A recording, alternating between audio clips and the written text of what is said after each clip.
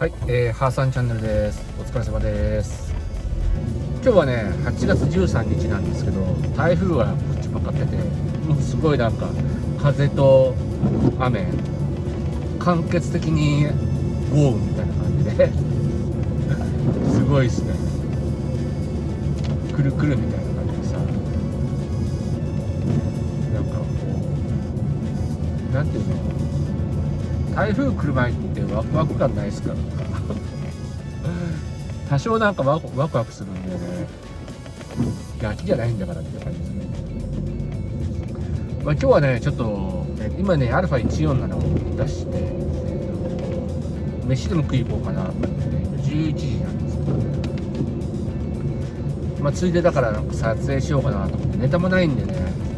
雑談っていうか話しようかなと思うんですけど、この時期になるとねちょっとね思い出すことがあって、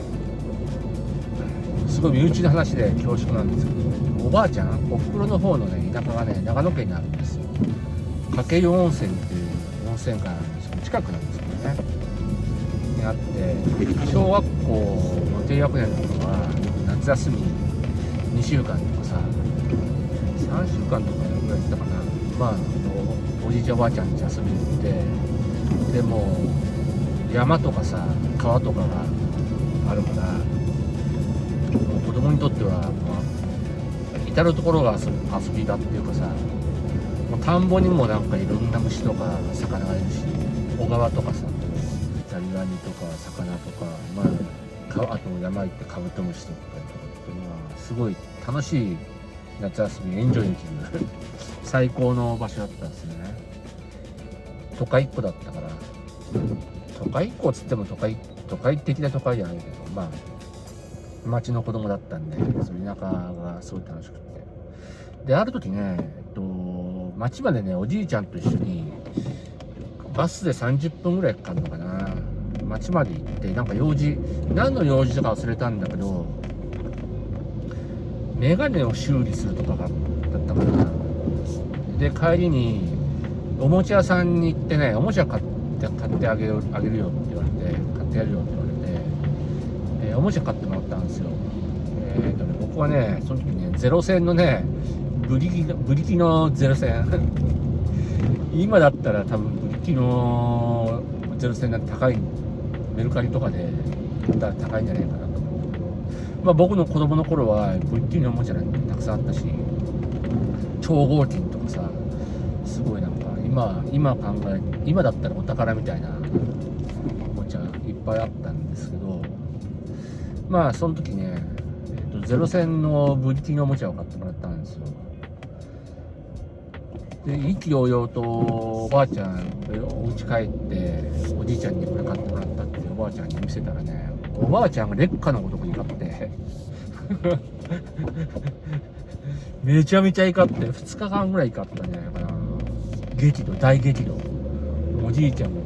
言われっぱなしでちっちゃくなって、もう恐ろしいぐらいの激怒なんですね。けど、まあ、僕は子供心におばあちゃん戦争嫌いなんだな、女の人だし、まあ戦争嫌いなんだろうなと思って、まあ納得したっていうか、そう思ってたんですよね。でもなんかさ、そんなに怒ることじゃないんじゃないかなっていうのはちょっとこうあったんだけど、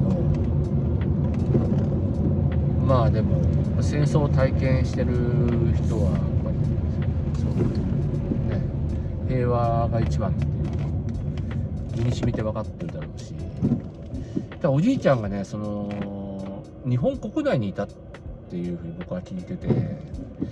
中国とかに陸軍だったって言ってたからね。うちの家系はなんかね日露戦争とか日清戦争行ってるんだよな、おばあちゃん、おふくろの方の血筋で、お墓行くと日露戦争でどこどこで死んだとかなんかね書いてあるんですけど、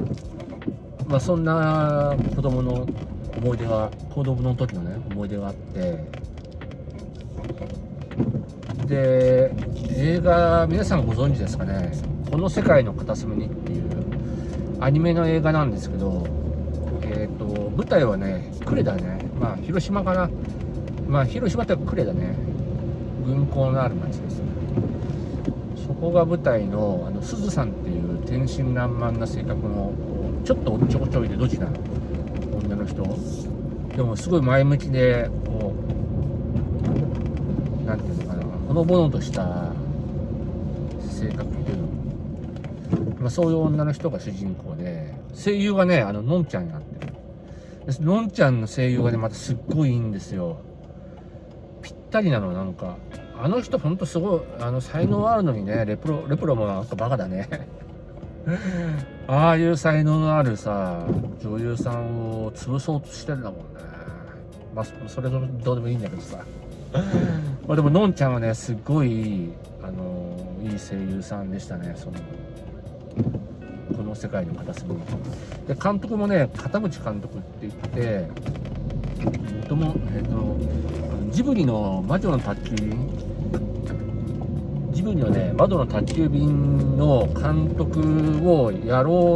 ったんだけど途中で降ろされたのかな。なんか事情があっていろいろ途中まで片渕監督がやったのかなちょっと忘れちゃったけど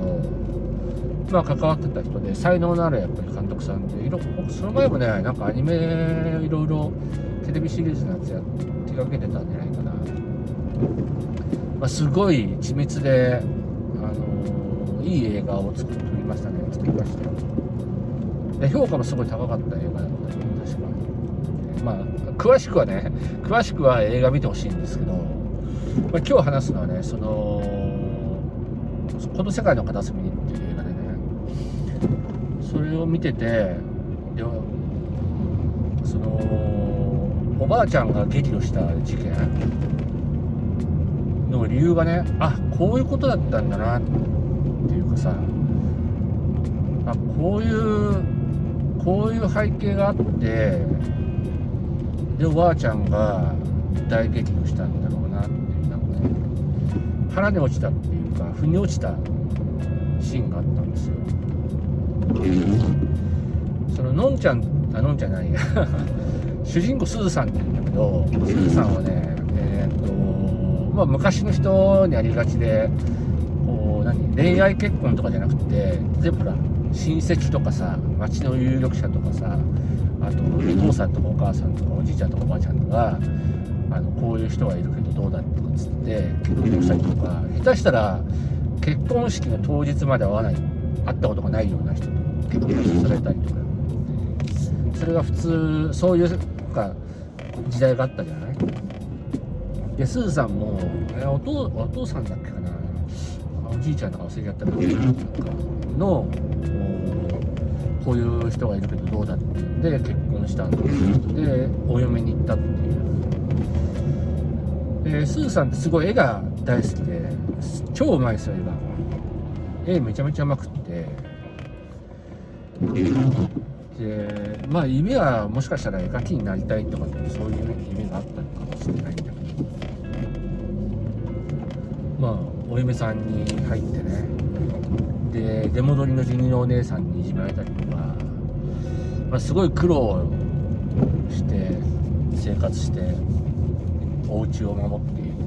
るっていうそういう人生で戦争も始まってで激化していくじゃない。敗戦濃厚になってもう食料とか配給とか減らされちゃったりすごいすごい苦しい生活になってそれでも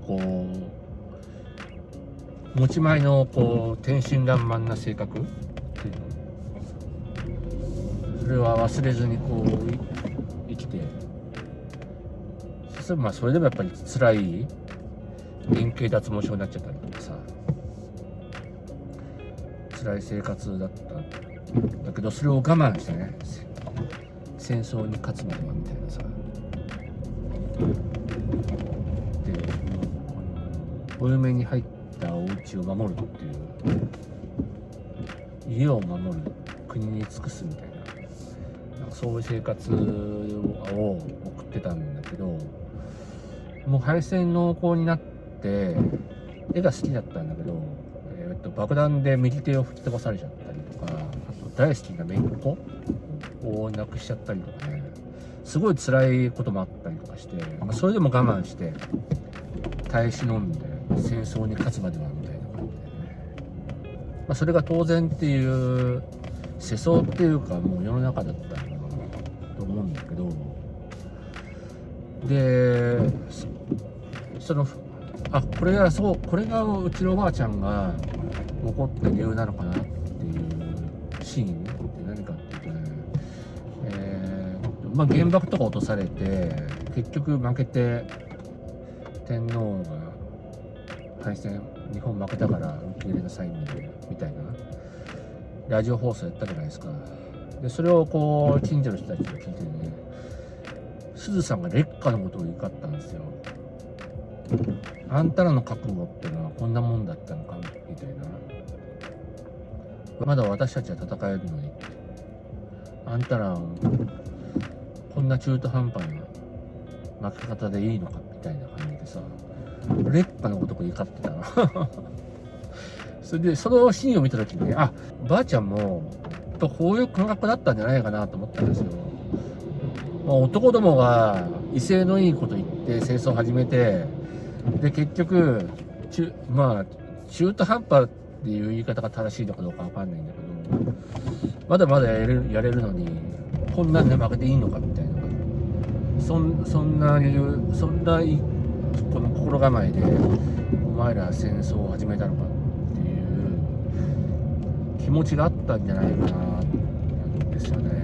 それでおじいちゃんがゼロ戦の飛行機を孫に買い与えたのを見てイラッとしたんじゃないかなと思ってさだから俺別におばあちゃんは戦争終わってよかったなと思ってんだなって思ってる。じゃあスーさんも戦争が終わった後の生活の方が幸せだなって思ってるんだろうなって俺は思うし、戦争っていうのは人を不幸にするし、結局何もいいことなかったのに、その象徴である兵器、しかもゼロ戦日本軍の象徴みたいな兵器じゃないゼロ戦。それが我慢できなかったんじゃないかなって、なんかね、うちのばあちゃんスーさんと同じだったんだってなんかねというね、なんか8月15日が近づくといつもなんかね思い出すんだよね、この話。思い出、戦争ってのは良くないっすよ。注意しても平和が一番だね。平和が一番ですよ。というわけでね、今日はこういう動画でした。よかったらチャンネル登録と通知ボタン、ベルマークをしていただければと思います。というわけで今日の動画はここまでです。ご視聴ありがとうございました。